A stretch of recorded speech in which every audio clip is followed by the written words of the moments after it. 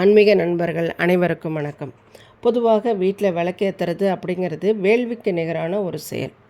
இது வீட்டில் இருக்க எதிர்மறை ஆற்றல்கள், தீய சக்திகளை வெளியேற்ற ஆன்மீக சக்திகளை ஈர்க்கும் தன்மை கொண்டதாகும். ஆனால் எப்போதெல்லாம் விளக்கு ஏற்றலாம், எந்த மாதிரியான வேலையில் விளக்கு ஏற்றுறதை தவிர்க்கணும் அப்படிங்கிற குழப்பம் பலருக்கும் இருந்துக்கிட்டு தான் இருக்குது.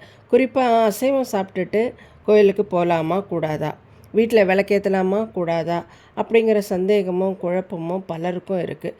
இன்னும் சில வீடுகளில் பார்த்திங்கன்னா அசைவம் சாப்பிட்றப்ப இல்லை அசைவம் சமைக்கிற நாட்களில் வீட்டோட பூஜை அறையவே பூட்டி வச்சுருவாங்க. அன்றைக்கி தினம் விளக்கேற்றுறத வழக்கமாக செய்கிறதோ பூஜையோ செய்கிறது எல்லாமே தவிர்த்துருவாங்க. இது சரியாக தவறா அப்படிங்கிற விவாதமும் ஒரு பக்கம் இருக்குது. ஆன்மீக சாஸ்திரத்தின்படி குடியிருக்கிற வீட்டில் எந்த காரணத்துக்காகவும் விளக்கேற்றாமல் இருக்கக்கூடாது. அசைவம் சாப்பிட்டா குளிச்சுட்டு விளக்கேற்றலாம். மாறாக பூஜை அறையை பூட்டி வைக்கிறது, விளக்கேற்றாமல் இருக்கிறது முற்றிலும் தவறானது. அசைவம் சாப்பிட்றவங்க காலையில் குளிச்சுட்டு வீட்டில் விளக்கேற்றி வழிபடலாம். அசைவம் சாப்பிட்ட பிறகு மாலையில் மீண்டும் குளிச்சு விட்டு விளக்கேற்றலாம். இதனால் எந்த தோஷமும் ஏற்படாது.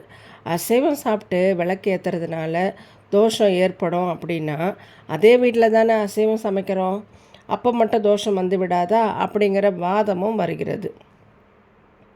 அசைவம் சாப்பிட்ற நாட்களில் வீட்டில் விளக்கேற்றாமல் இருக்க வேண்டிய அவசியமும் கிடையாது. தாராளமாக விளக்கேற்றலாம். அசைவம் சாப்பிட்ட பிறகு நேரடியாக போயிட்டு தான் விளக்கேற்றக்கூடாது. குளிச்சுட்டு சுத்தமாக போயிட்டு விளக்கேற்றலாம் அப்படின்னு ஆன்மீக அன்பர்களும் சொல்கிறாங்க. குளிப்பது என்பது உடலை மட்டும் இல்லை, மனசையும் சுத்தப்படுத்தும் ஒரு செயலாக தான் பார்க்கப்படுது. அதனால் குளித்த அப்புறம் பூஜை அறையில் இருக்க அது ருத்ராட்சம், சாலகிராமம் போன்ற புனித பொருட்களையும் தொட்டு பூஜை செய்யலாம்.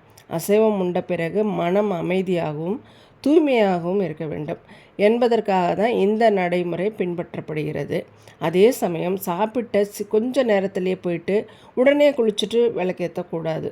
சுத்தம் இல்லாமல் ஒருபோதும் விளக்கு ஏற்றவே கூடாது. அதே போல் வீட்டில் அசைவ உணவு சமைச்சு வச்சுட்டு அந்த வாசனை வீட்டிலையே இருக்கும்போது வீட்டில் விளக்கேற்றுறது தெய்வ நிந்தனை, பிரம்மஹத்தி தோஷம் உள்ளிட்ட தோஷங்களுக்கு ஆளாக வேண்டியிருக்கும்.